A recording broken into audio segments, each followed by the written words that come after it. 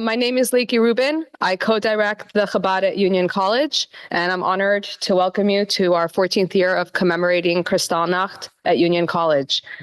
We hope this will be an evening of tribute, hope, and inspiration with Holocaust survivor Irene Zisblatt.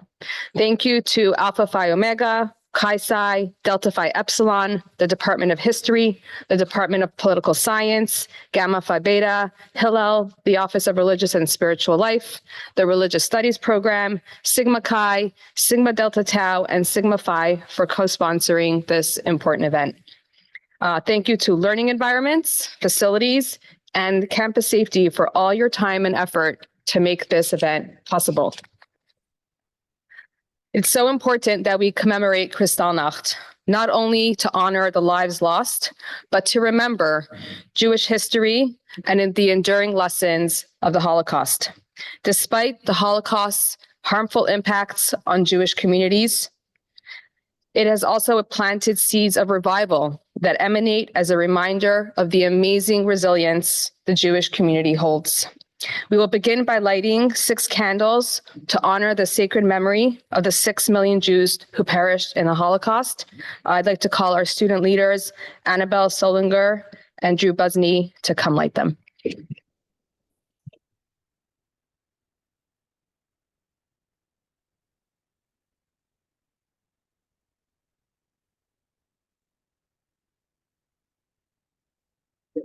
Thank you. As we watch the candles, I'm reminded of the famous words of King Solomon in Proverbs, Ner Hashem Nishmat Ha'adam. The candle of God is the soul of man. I invite you to join me in a moment of silence and reflection for the 6 million flames of God that were extinguished during the Holocaust and all the other holy and pure souls throughout the generations. May their memory be a blessing.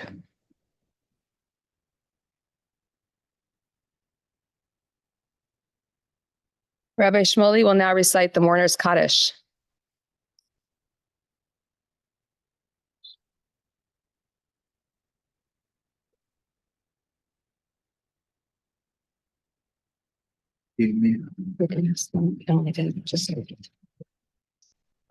Just before the Kaddish, it's traditional just do a sense of Jewish learning. So I'm just going to quote something from the Yerushalmi, the Talmud that was written in Jerusalem.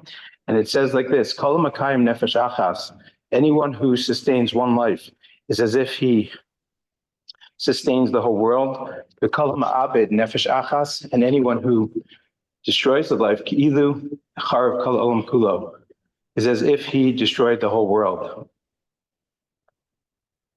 Rabbi Chanan ben Akash Omer Ratzah Kadosh Baruch Hu L'Zakas Es Yisrael Lefika Chir B'Lam Torah Mitzvah Shneimar Ner Chafetz Man Tzidko Yagel Torah V'Yadir Yitkadal V'Yiskadash Shmei Rabbah V'Alma Divrach Yerusei V'Yamlech Malchusei V'Yatzmach V'Kanei V'Kar Meshichei V'Chayechon V'Meichon V'Chay L'Chol Beis Yisrael V'Agala V'Zman Kariv Yimru Amen Yehei Shmei Rabbah Mevarach Le'Olam Le'Omei Omaya Yisparach, Vishtabach, Vispar, Visparam, Visparam, Visnase, Visadar, Visala, Visalal, Shmeid Kucha, Brichu. The Elam min Kalvachasa, Vishirasa, Tishbachasa, Venechamasa, Damiram Be'alma, Yimru, Amen. Amen.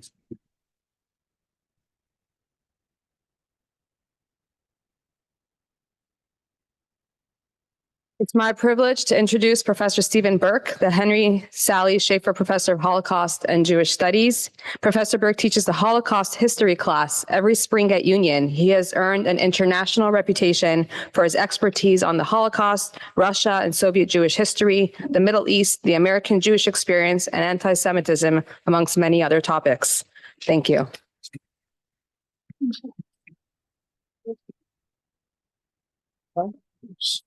I don't like doing it here.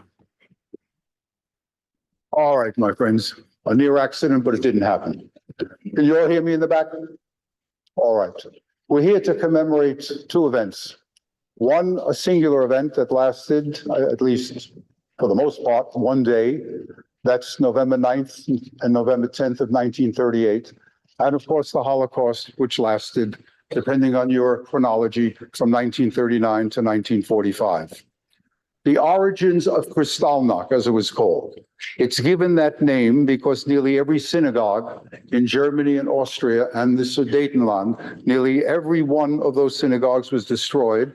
They had crystal chandeliers that shattered when they hit the ground. That's why it is called Kristallnacht.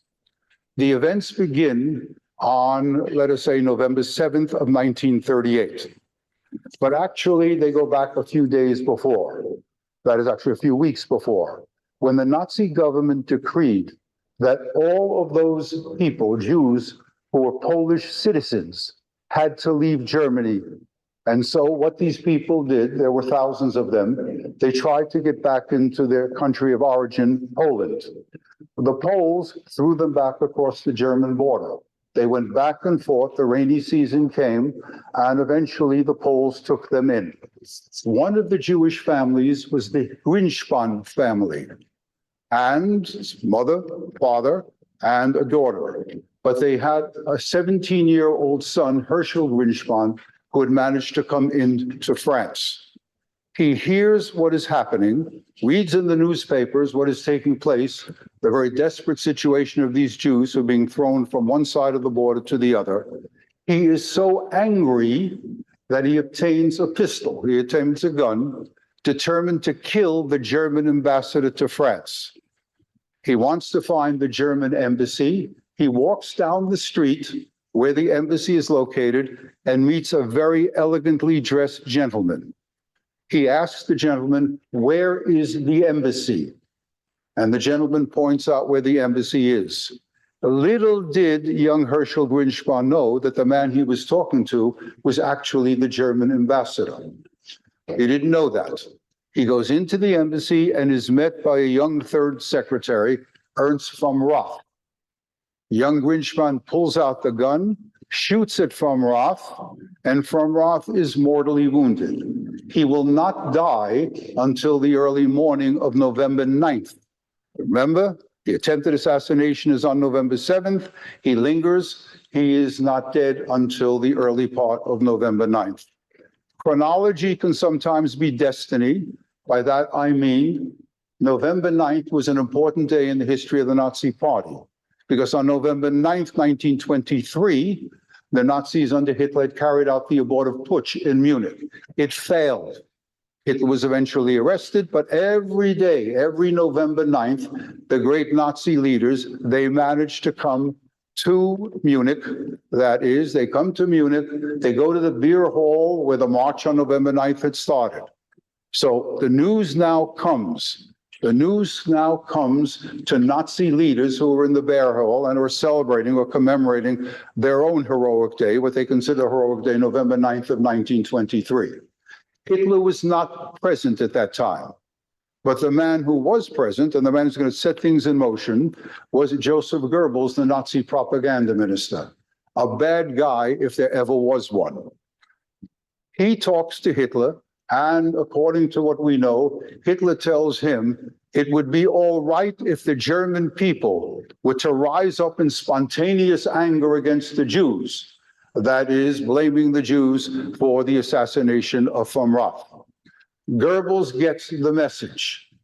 Now, what we do now know is that Goebbels had had a tiff with Hitler. He wanted to get back into Hitler's good graces. We also know that among the Nazi elite, there was competition in many ways for who could be more anti-Semitic and more hostile to the Jews than anybody else.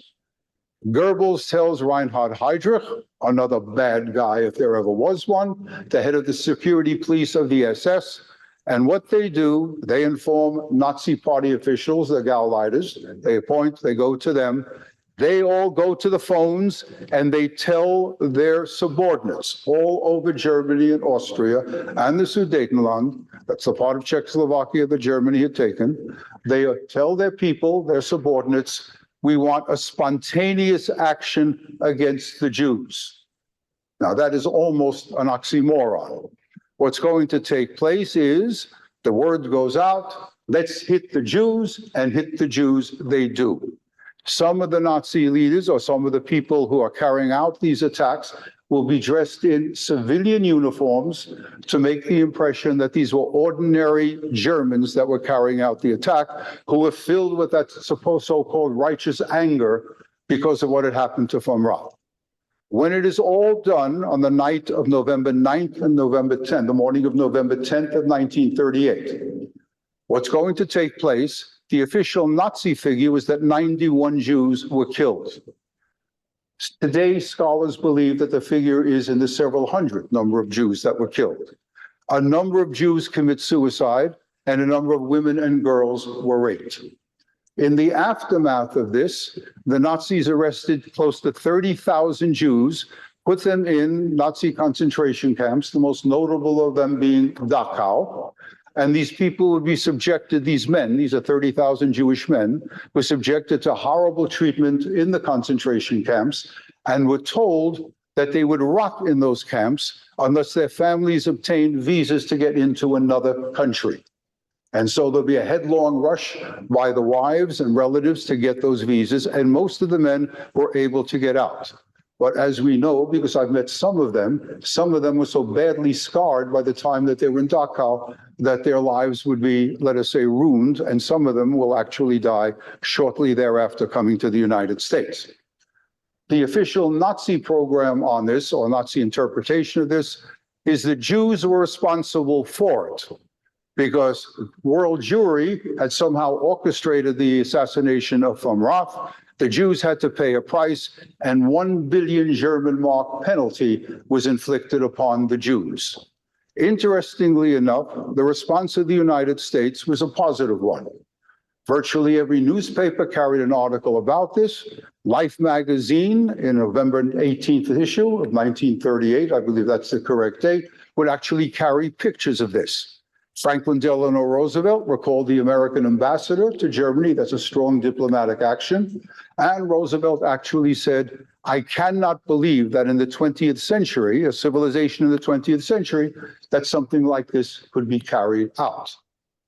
And the Secretary of Labor, Francis Perkins, told Roosevelt, there are 12,000 German Jews who are here living in the United States on tourist visas. That is, they could stay for a limited period of time. Perkins took the initiative, not Roosevelt taking the initiative. Perkins took the initiative and suggested to Roosevelt that we guarantee these people permanent status or indefinite status in the United States. And Roosevelt said it would be unconscionable for us to send these people back. But when people asked Roosevelt, both in Congress and outside of Congress, to really break the quotas for immigrants and allow more Jews in under the various quotas, the German quota and so on, he refused. This is an issue of power politics, or realpolitik. Roosevelt, knowing the xenophobia of large numbers of Americans, knowing the anti-Semitism in America, did not want to really risk the New Deal for the Jews. So what's going to happen is there is no really increase in the quotas.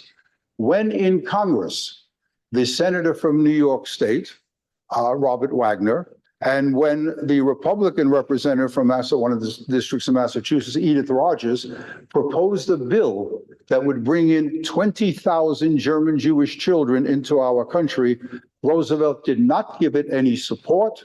And the result was, presumably, to use a terrible expression from the Holocaust, most of those 20,000 children, Jewish children, would go up the chimney at Auschwitz and other places. Roosevelt was a consummate politician. I must tell you, I'm a historian. I'm not an American historian or an Americanist, but I will tell you, I think virtually everyone would agree that if you listed the 3 greatest American presidents, it would be, depending on the order you want, Washington and Lincoln, Lincoln and Washington, and Franklin Delano Roosevelt. But when it came to the issues of Jews, Roosevelt there was something lacking there. Simply to put this in a broader context to show you what a consummate politician he was, it wasn't only American Jewry that was disappointed by Roosevelt's actions. The leaders of the African-American community in our country had begged Roosevelt for a number of years to sponsor an anti-lynch law, a federal anti-lynch law. He refused to do that. Keep in mind, of course, that between 1880 and 1940, 3,500 Black Americans were lynched. That's what we know of. We don't know there probably were many more. So when it came to politics, Roosevelt, again, in fairness to him, wanting to defend the New Deal from those who were attacking it, was not going to squander political capital on the Jews and also, of course, for African Americans. So the result of this is going to be a horrible tragedy here for German Jewry. Some German Jews get the message. From January 30th of 1933 to Kristallnacht on November 9th of 1938, 1/3 of German Jewry emigrated from the country. That was too slow for the Nazis, and that probably was another motivating factor for Kristallnacht. From November 9th of 1938 to September 1st of 1939, the date of the beginning of the Second World War, when the Germans invaded Poland, another third of German Jewry left the country. Now, could Roosevelt have done more? What was the response of the American people? What are the things? Why didn't more German Jews leave? That's not for this particular talk by me. This is something that we discuss in the Holocaust class and in American history classes. Suffice it to say that for the 1/3 of German Jewry, that for whatever the reason may have been, they chose to remain in Germany, nearly all of them will die in the Holocaust. It is sometimes said that November 9th or Kristallnacht was a rehearsal for the Holocaust. That's a matter of debate, but one of the things that we're going to talk about now, that's as good as segue as I can figure out to move into the discussion of what we're going to have now. We're going to talk, again, we are going to have an interview with a Holocaust survivor, Irene Zisblatt, a survivor of Auschwitz. So I will interview her. I will raise the questions, various questions with her. If we have ample time, we will turn to you and ask you if you have any questions. All right, Mrs. Zisblatt, are we ready? Hi, nice to meet you. Mrs. Spot, I was just going to introduce you to everyone, if that's okay.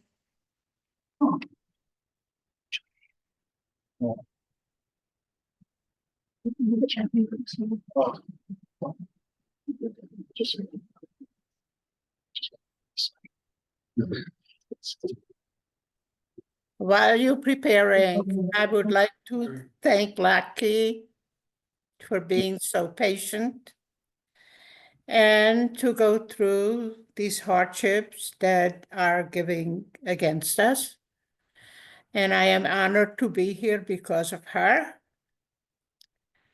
I am honored to share my experience in the Holocaust with you, answer your questions, and go on in spite of all these hardships that are thrown at us. So thank you, Lucky, for making this event tonight happening. I don't think they can hear you. Irene, ask if they can hear you. Irene. Ask them if they can hear you. Ask them if they can hear you. I don't think they can hear you. Can you hear me? I'm not on yet. I'm not on. I can't hear you. Can you hear me? No.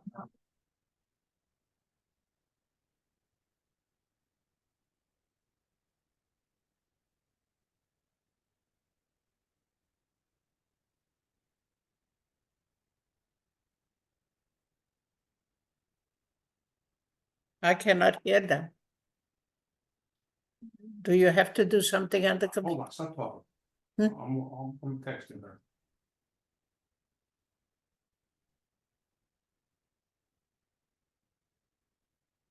Skylar. Come here. Hold on. Oh, they can hear her. Okay. They can hear you. Never mind, Sky, they can hear her. I can't hear nothing.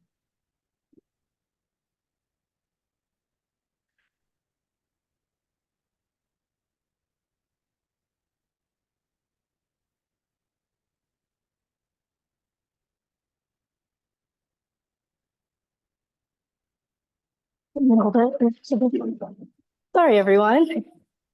Can you hear me now? Yes, I can hear you now. Amazing. Okay, awesome. The harrowing experience of a Holocaust survivor serves as a poignant reminder of the darkest chapter in human history, when the world witnessed the unfathomable atrocities committed against millions of Jews and other persecuted groups. The Holocaust stands as a chilling testament to the horrors of unchecked hatred and discrimination. It is a chapter in history that we swore we would never forget, promising never again. However, as we look at the world today, we see an alarming resurgence of antisemitism, a global phenomenon that is casting a shadow over our present and future. Irene witnessed it personally 80 years ago, and tragically is witnessing it again in a different form, place, and time. Her story is a testament to the strength of the human spirit, resilience, and the enduring need for vigilance against hatred. It is my absolute honor to welcome Irene Zisblatt. Unfortunately, Irene was unable to join us in person. We are so grateful that she can speak to us via live stream. Irene Zisblatt was born in 1929 in Hungary. She endured unimaginable horrors during the Holocaust.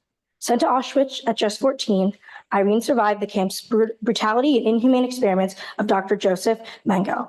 She stands as the only survivor from her family of 40. Her story of unyielding courage was later featured in the Academy Award-winning documentary, The Last Days, produced by Steven Spielberg. Zisblatt published her autobiography, The Fifth Diamond, in 2008. She now lives in Broward County, Florida. She has a son, a daughter, and 5 grandchildren. She frequently visits American schools to educate children about her Holocaust experiences in an effort to eradicate intolerance and prejudice. We thank you, and we're lucky to have Professor Burke here to interview Irene. Thank you.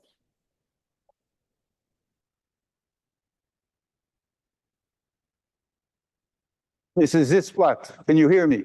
Yes, I can. All right. Thank you very much for talking to us. And I will ask you a series of questions. And you answer as any way that you wish. Let me begin by asking you about the early part of your life. How was your childhood? How would you describe your childhood? My childhood was beautiful in a resort town in the Carpathian Mountains. We were only 263 families and only a third was Jewish, but we were all the same Jews. Life was beautiful and peaceful until the Nazis invaded. And then everything was different. Would you please tell us about, you mentioned in your book, of course, that you were placed along with the Jews in a ghetto. Could you describe the life in the ghetto? The life in the ghetto was very bad. When we got there, the ghetto was full. There was no shelter left.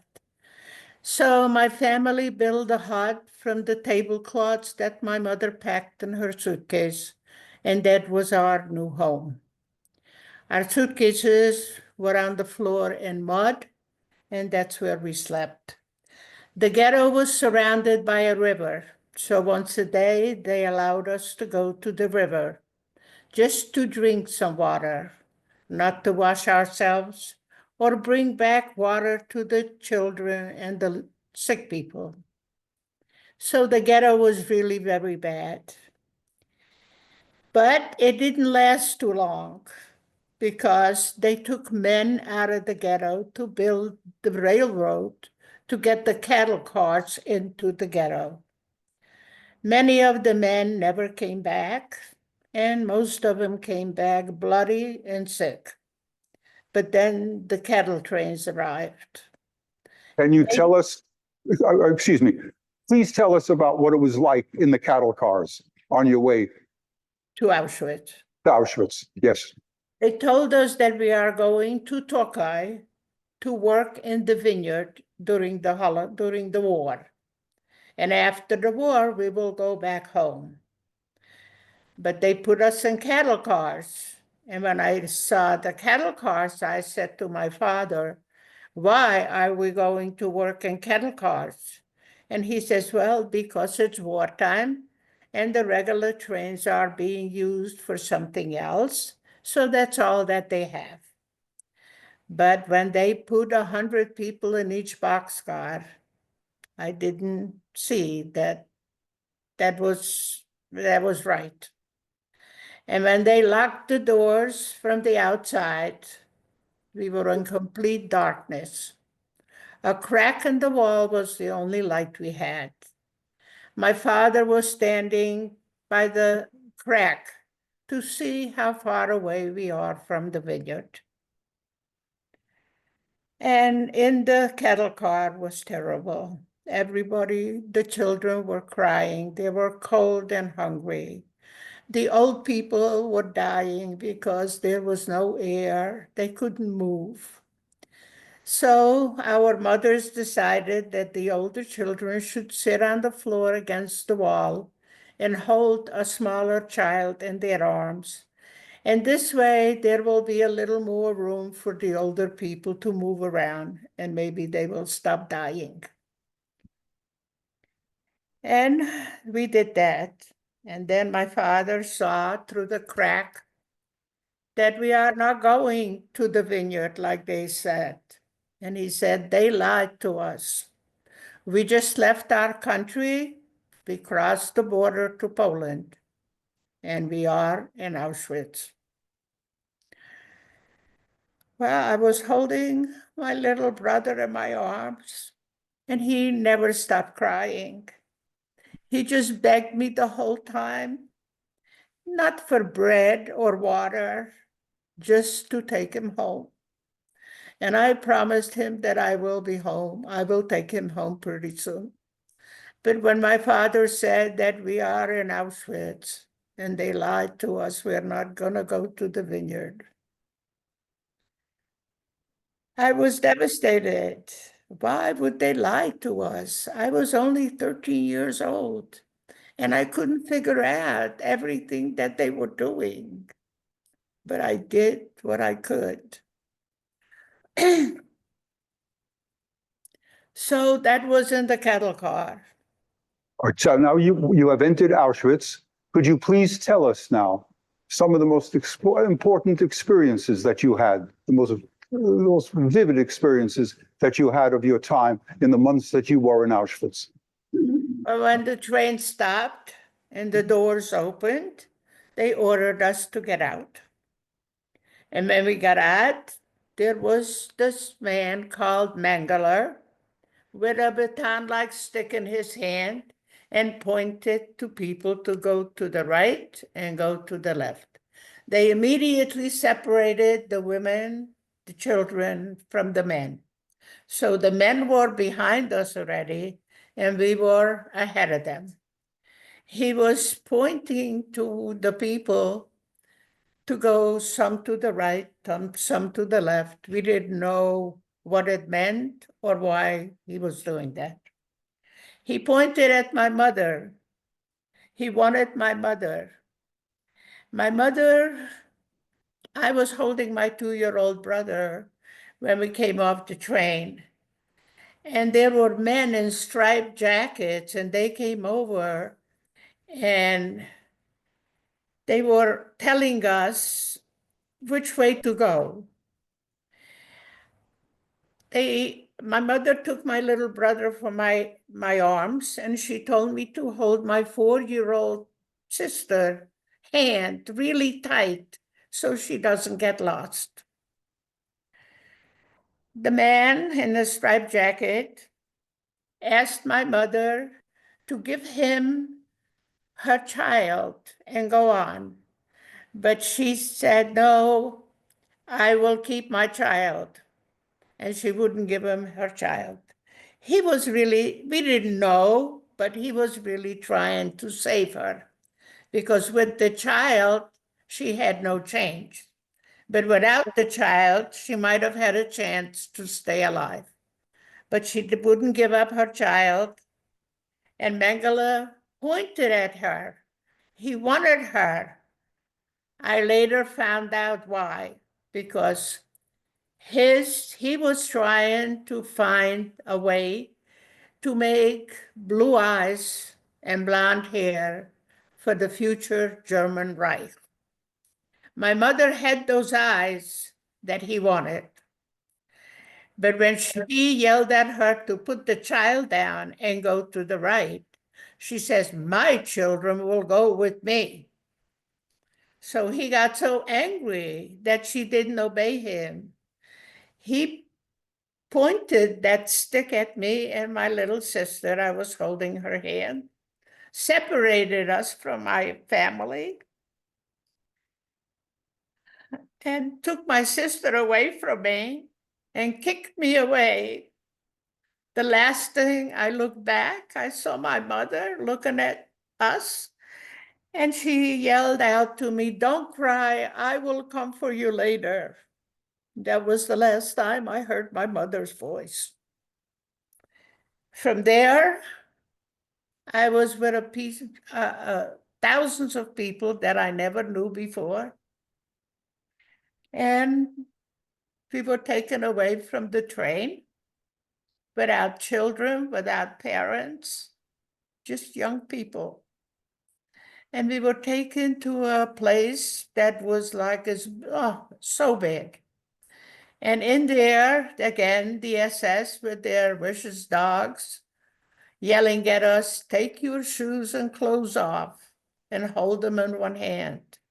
And take your valuables and put them in the bin." They had this bin there. In the ghetto, before we left, my mother gave me her diamonds. And she told me that when they told us we were going to the vineyard, she says, "If we work in separate places at the vineyard and you get hungry, you use the diamonds to buy bread." Well, you have to listen to your mother and obey your mother. So now I am in Auschwitz, and they took my clothes, off my body. And they yelled, "If you have any valuables, put them in the bin." And I remembered my mother's diamonds. So I went down and I picked up the skirt that she told me that the diamonds were in. And I found 4 diamonds. I didn't bring them with me, but I have a picture of them. If you read my book, the diamonds picture is in the book. I didn't know that I was going to speak, so I didn't bring them with me. I only wear them when I speak to an audience, especially to young people. So I found 4 diamonds. I don't know how many there were or how many she put in there, but I had no time to look for any more. I had no place to hide them because I had no clothes on my body. So I put them in my mouth. After they shaved my head, they tattooed the number instead of my name. I saw in front of me that they were pulling gold teeth from people's mouth. I didn't have any gold teeth in my mouth, but my mother's diamonds were in my mouth. And I knew that when they opened my mouth, they will find the diamonds, they will take them away, and they will shoot me for not putting them in the bin. So for fear, I swallowed the diamonds. So now I felt free and not afraid. I have no diamonds. After they took us out to another direction, and on the wall was a huge mirror, and they ordered us to look at ourselves. When I saw myself, I didn't recognize myself. I was like, I didn't know who I was. So Tell us, excuse me, can you tell us about any work that you did in Auschwitz? I was working in a place called Canada. Canada was called because all the things that we brought with us to Auschwitz, they took our suitcases away, and it was going into this place, and we called it Canada because at that time, Canada was very rich. That was a country with everything. So this place had everything. So we called it Canada, but only among ourselves. We weren't allowed to, tell, so the SS know. We were 23,000 people working in there. I worked there for a little while, and I was sorting baby blankets, and I was crying the whole time I was sorting them. My job was to find all the baby blankets, put them in burlap sacks, tie them up, and take them on a railroad track so they can take them to Germany. Well, I was crying because they were taken from our children, and our children were in the gas chamber. So I vowed that if I survive, I will learn how to make these baby blankets. And for 50 years, I will make them and give them to people that have babies. And I'm glad to tell you that I did survive. I did learn how to make them, and I did make them for 50 years.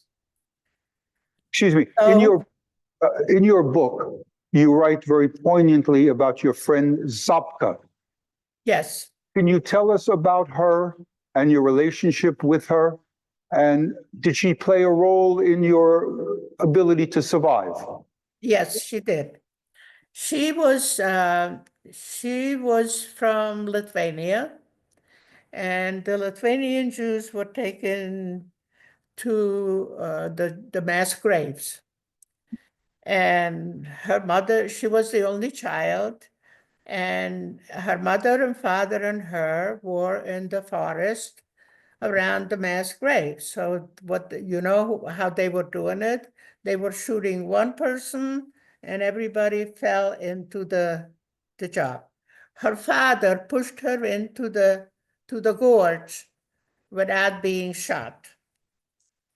So when he fell in, he was shot, and he was blinking his eyes at her. She didn't know what he meant, and she kept on talking to him. And finally, she figured out that he wanted her to leave. And she says, "But Father, I can't leave you here alone." And he just kept blinking and pointing to go. So it took her, she was lucky that they didn't close up the grave, because it got too dark, and it took her all night to climb up from the bodies, and she got out. She was running from Lithuania to all night, because Lithuania is very flat. They had no mountains, and she was looking for a place to hide. So she doesn't know how far she ran, but the next thing, she found the mountain, and she went in, and there was a crack in the mountain. So she went inside, and there was a cave, and that was her home. So she lived in that cave, and at night she would go down and go to the farmers and steal food from the chickens, from the cows, take clothes off the line, to keep warm. And she lived there for a very long time. And one day, being alone for so long, and she was only 16. She was about 3 years older than me. She, one day, was going down to the mountain to look for food. And it was a very cloudy day, and she thought it was night, but it was daytime. And when she got down, she was spotted by the farmer that she was going to go get the food. I mean, she ran back to her hiding place, but they reported her, and she knew that they were going to come for her, but she had no choice. When she heard the dogs barking, she knew that they were on the way to get her. So they did. They found her, and they took her off the mountain, and they had a truck. There were other people on the truck already. They probably found them somewhere else. And they took them all to the Lodz ghetto, because the Lodz ghetto was still intact at that time. And Sapka, from the Lodz And then Hungary and the Lodz ghetto was being taken to Auschwitz at the same time. So Sapka came to Auschwitz from the Lodz ghetto, and I came to Auschwitz from Polyana, Hungary. Two separate worlds, two separate people, but we got together. She happened to be assigned to my barrack, and at roll call the next morning, her and I were chosen by Mengele for his experiments. We didn't know why he chose us, but he did. They put her in my bunk, so I knew her from there, but I didn't know who she was. She didn't know who I was. He selected us on the first roll call and took our number and gave it to the Blokova, and she kept us in her office until they were ready to take us to Auschwitz, Auschwitz I. At that time, everything was Auschwitz, but now it's Auschwitz I, Auschwitz II. But they escorted us to Auschwitz I, and Mengele injected something into our eyes. And if you were in Auschwitz, you know that there are dungeons after the number 10 barrack, where the shooting wall is, the barrack on the right. That barrack had all the dungeons on the bottom, like in the basement. We were put in one of those dungeons, very little. We were 5 of us. They chose 5 people from my roll call, and they put us in there. He put something in our eyes, and they closed the doors and the window. One window was there, and we were standing barefoot with one piece of clothing on our body, in water up into our ankles. And they closed the door, and we were completely in darkness. So Sapka was standing next to me because the dungeon was so little that we could not move around. We can just stand next to one another. So Sapka, she was so smart. She was doing some research all the time. And she poked me and she says, "What is your name?" And I referred to my number, and she says, "Nobody can hear us. Tell me your real name." I says, "My Jewish name is Chana." She says, "My name is Sapka." She says, "And I want you to bend down and drink as much water as you can." So I did. And when I got up, she went down. And when she got up, the next one went down. And all 5 of us went up and down drinking water because we couldn't all bend down together. There was no room. So then I said to her, "Sapka, why did you tell us to drink the water?" She was so smart. She says, "Well, I don't know how long we're going to have to be here, and eventually we're going to have to go to the bathroom, and I don't think we want to drink the water after that." But we were there too long, and we went to the bathroom, and we drank the water anyway. So I you don't had know a close, how, but you had a very close relationship with Sapka. That's yes. correct, Yeah, that was we met in the dungeon. right? Now, from Auschwitz, you went to Neuengamme. Is that right? To another camp? You went to Neuengamme. No, from Auschwitz, we went to a camp near Neuengamme. It was a subsidiary camp from Neuengamme. It was like we were working in a factory, packing ammunition. We were only 5,000 people there. It wasn't like a death camp. It was a working camp. And you worked in a munitions factory, is that correct? Yes, but Sapka wasn't with me. Sapka was separated from me before we left Auschwitz. So I came back to the barrack after I was with Mengele, and he put about 12 injections in my body. And Sapka she wasn't there. And I didn't know what happened to her. So I just assumed that they took her to the gas chamber, because when Mengele was finished with the subject, that's where he sent them. So I was chosen with 1,500 people to go to the gas chamber. And we were taken to the number 3 gas chamber in Birkenau, which is now Birkenau. At that time, it was Auschwitz. And we were going into the gas chamber, and we realized that the gas chamber is so small that 1,500 of us will not fit there. So we started to push back out, and I was pushed back to the door. So when I got to the door, I dug my nails into the side of the wall, the wood, and I was just hanging out there. Not that I was hoping that somebody will save me, but for that, I just wanted it not to be in there, to be outside and look at the sky.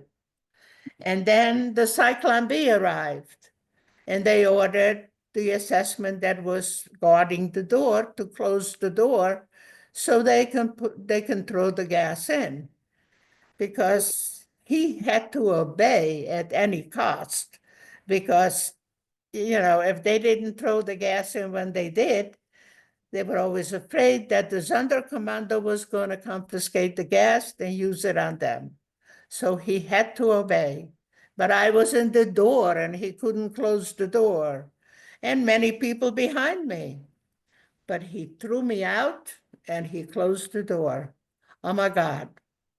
I ran up the ramp that I just came down, and I was looking for a place to hide, but there was no place to hide.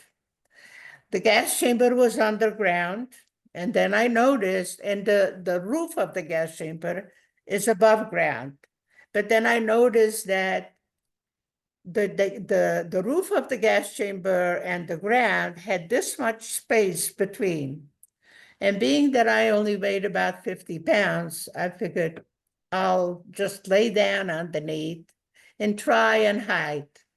Not, you know, being so sure that in 20 minutes is that another transport is going to come in, and they're going to find me, and they're going to put me back in the gas chamber.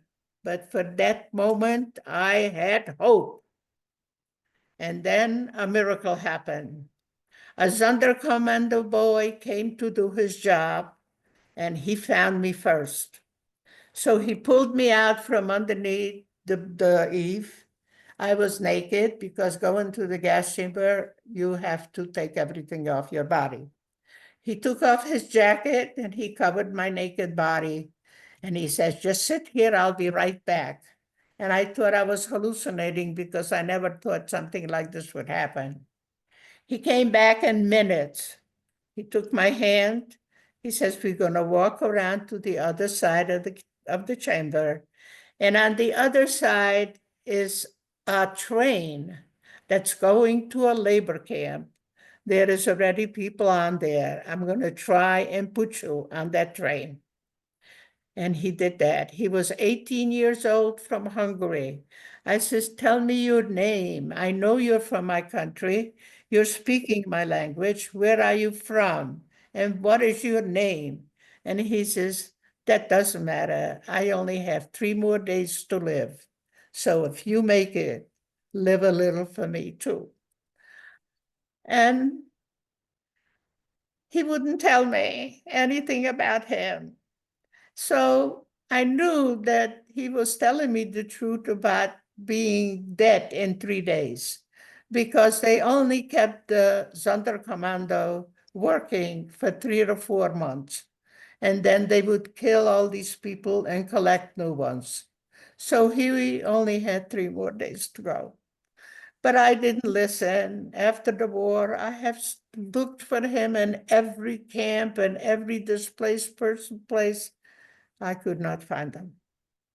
By the end of 1944 and early 1945, the Red Army was coming from the east, and American, British, and Canadian forces were coming from the west.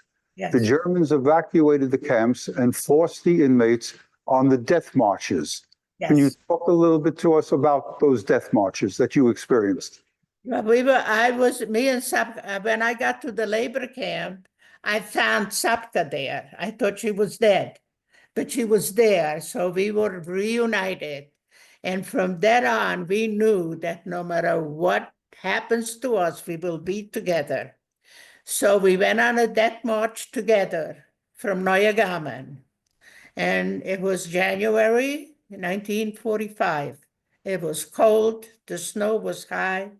They gave us a pair of wooden shoes that didn't fit, a blanket, and the snow was high. We lost the shoes immediately in the snow, and we went on a death march.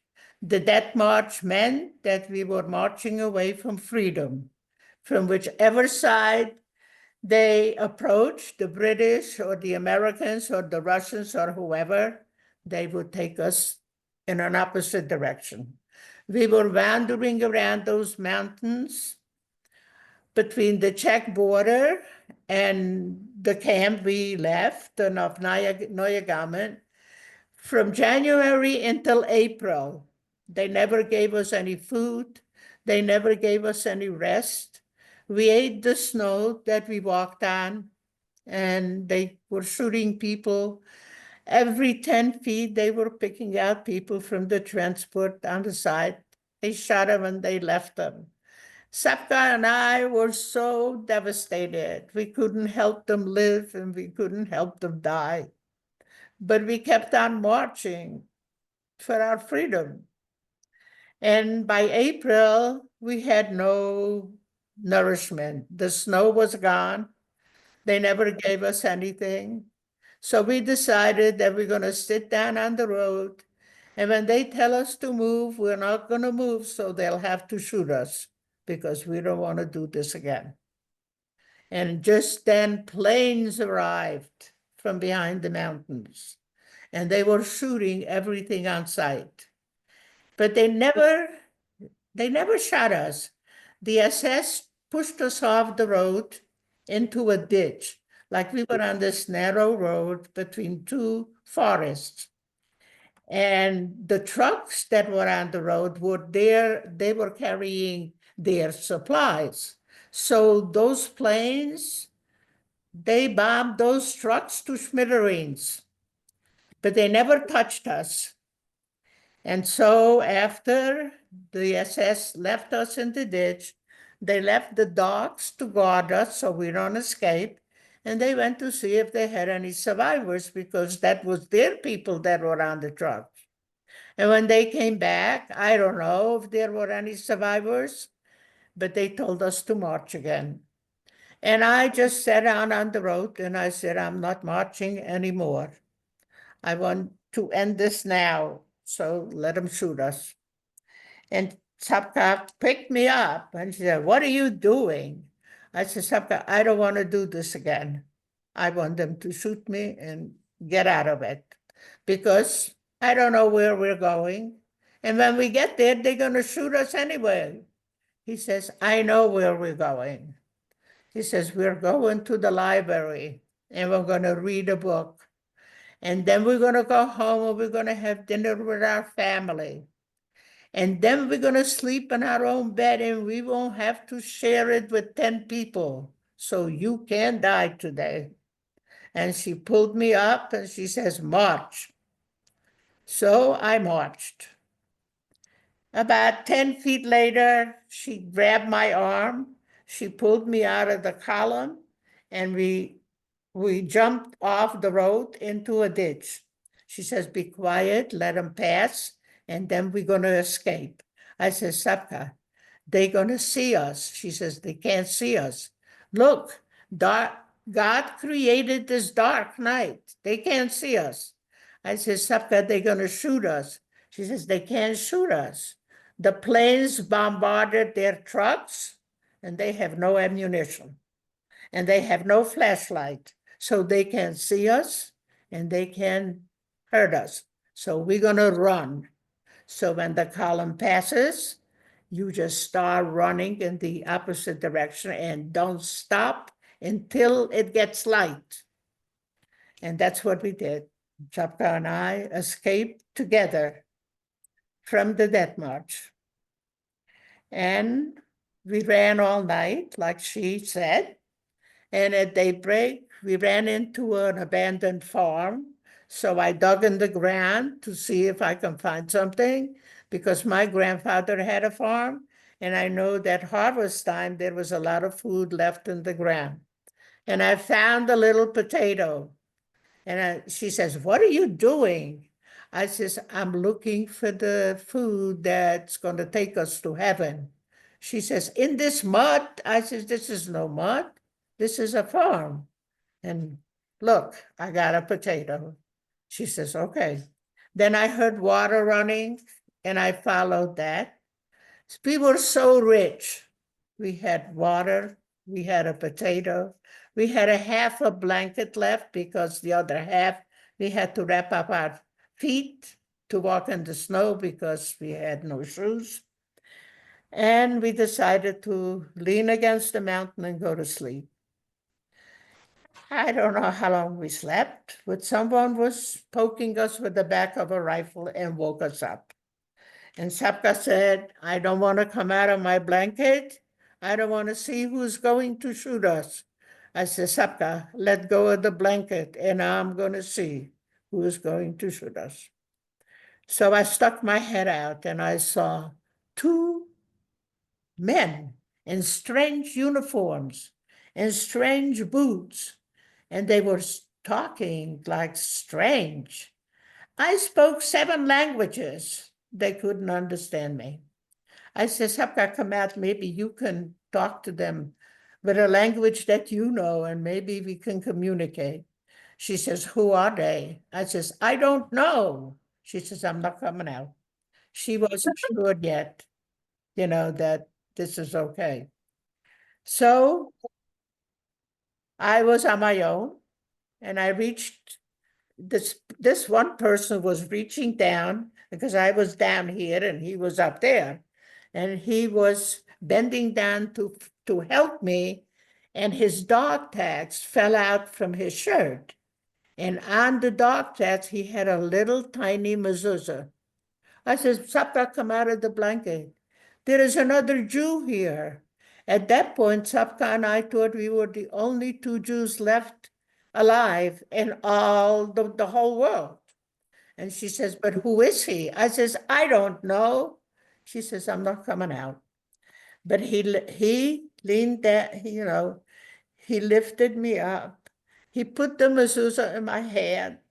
So I kissed the mezuzah and I looked up to heaven. And I said, "Thank you, God, for watching over us. This is the first time that I spoke to God since I entered Auschwitz. Not because I abandoned him, but I didn't want to burden him because he had such a big job." So Excuse me, it is now 80 years, almost 80 years since the end of the Second World War. Yes. You look back on your experience, to what do you attribute your survival? My gratefulness, my thank you for God every single day. I say prayers when I light candles. I talk to him. I tell him what I'm doing. And I'm always asking him to just keep me doing. And what I'm doing in speaking to the future generation, I go back on the March of the Living every year with thousands of teenagers. I have spoken to 85,000 teenagers in the last 20 years from around the world in Auschwitz. I take them back where I was. I want them to be grateful what they have, to be proud of who they are, and to take care of each other all their lives. And I know that I am succeeding because I see teenagers coming back from the March of the Living with me, going to all the places where I've been and experiencing what I did when I was younger than them. And they go to college. When they come back with meaningful positions, nurses, doctors, all they give back. So I am really grateful, and I thank God every single day for my life and for being able to do what I'm doing, to teach the future and to support. We thank you for that. Let me ask you one final question. There are probably over 150 people in this room, students, people from the community. Do you have a message for them? Yes. What do you think about October 7 that happened again? How do you feel about that? Can you tell me how you can help us survivors after trying to stop such a thing for all these years? Could you have something that you can tell us for us to do to make it stop, to never let it happen again? Never again is now. Thank you very much. Let me ask you if you can stay with us just for a few more minutes. I will Sure. ask people in the audience here if they have any questions. We'll Okay. do this briefly, so just please stay with us. And are there any questions? Yes. Did you keep in contact with Sopka after your experience? And if so, is she still with us? And I'd like to know where Sopka is now. The question is that, did you keep contact with Sopka? The answer, of course, is no, because Sopka died right after the war. No, she died on liberation. On liberation, yes. On liberation. She died in her sleep the night we were liberated. Are there any other questions? All right. I thank you for coming, and Mrs. Zisblatt, thank you, kol hakavod, and may you live to 120. Thank you so much. And I want to thank Lucky for being so patient and putting this event together, even though we were in harm's way for a while, but that's okay. I already took care of that. And so thank you, Lucky, for doing this. And thank you, Chabad and Rabbi, and all the students that are here. They have questions and they listened and they learned. Thank you very much, and thank you all for coming. And thank you for your participation. I enjoyed it very much. Class dismissed. Yes.